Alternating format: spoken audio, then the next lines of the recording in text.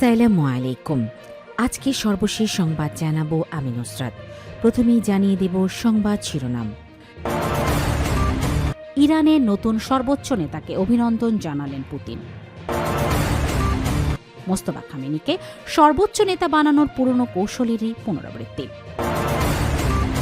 লেবাননে এক সপ্তাহে অন্তত ৮৩ শিশু নিহত, জানালো ইউনিসেফ।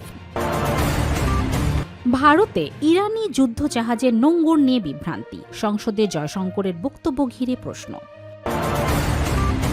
সর্বশেষ জানাবো ক্ষেপণাস্ত্র হামলায় মধ্য ইসরায়েলে নিহত এক। শিরোনাম শুনলেন, এবারে বিস্তারিত। ইরানের নতুন সর্বোচ্চ নেতাকে অভিনন্দন জানালেন পুতিন। ইরানের নতুন সর্বোচ্চ নেতা হিসেবে মুস্তফা হোসাইন খামেনির নিয়োগকে স্বাগত জানিয়েছেন রাশিয়ার প্রেসিডেন্ট ভ্লাদিমির পুতিন। তিনি তেহরানের প্রতি রাশিয়ার পূর্ণ সমর্থনের আশ্বাস দিয়েছেন। ক্রেমলিন জানিয়েছে, এক অভিনন্দন বার্তায় পুতিন মুস্তফা খামেনির নেতৃত্বের প্রতি আস্থা প্রকাশ করেন। তিনি বলেন, নতুন নেতা তার পিতার আদর্শ ও কর্মকাণ্ডকে সম্মানের সঙ্গে এগিয়ে নিয়ে যাবেন বলে তিনি বিশ্বাস করেন।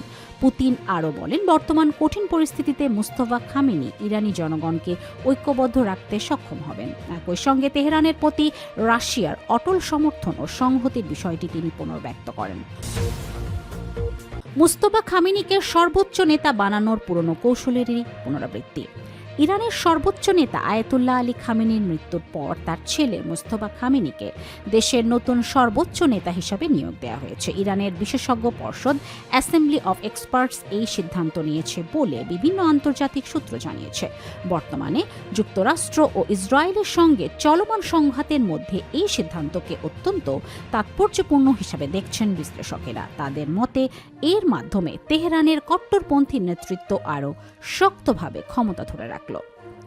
আঞ্চলিক কর্মকর্তাদের মতে মুস্তফা খামেনিকে সর্বোচ্চ নেতা হিসাবে নিয়োগের সিদ্ধান্তে যুক্তরাষ্ট্রের প্রেসিডেন্ট ডোনাল্ড ট্রাম্পের অবস্থানকেও কার্যত অগ্রাহ্য করা হয়েছে, কারণ এর আগে ট্রাম্প মুস্তফা খামেনিকে অগ্রহণযোগ্য বলে মন্তব্য করেছিলেন।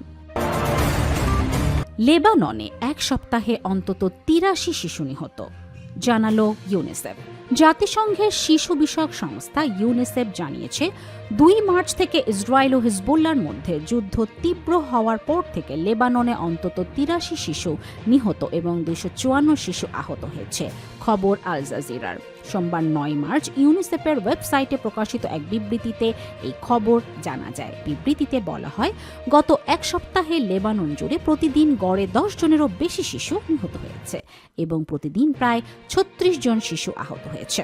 এতে আরও বলা হয়, গত ২৮ মাসে লেবাননে অন্তত ৩২৯ শিশু নিহত এবং ১৬৩২ শিশু আহত হওয়ার খবর পাওয়া গেছে। সংস্থাটি বলেছে, এই পরিসংখ্যান ভয়াবহ। এটি শিশুদের উপর সংঘাতের যে মারাত্মক প্রভাব পড়েছে তার স্পষ্ট প্রমাণ।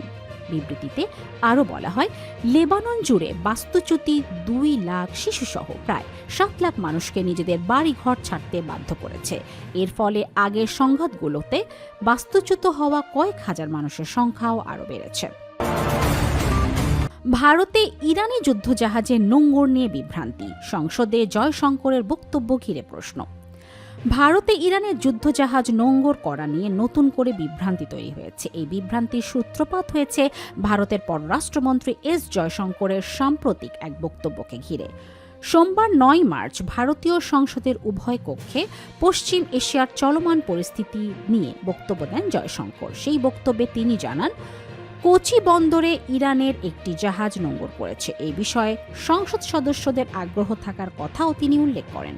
জয়শঙ্কর বলেন, গত ২৮ ফেব্রুয়ারি ইরান ভারতকে অনুরোধ জানায় যাতে এই অঞ্চলের অবস্থানে করা তাদের ৩টি জাহাজকে ভারতীয় বন্দরে নোঙর করার অনুমতি দেয়া হয়। ভারতের পক্ষ থেকে ১ মার্চ সেই অনুমতি দেয়া হয় বলেও তিনি জানান। ক্ষেপণাস্ত্র হামলায় মধ্য ইসরায়েলে নিহত এক।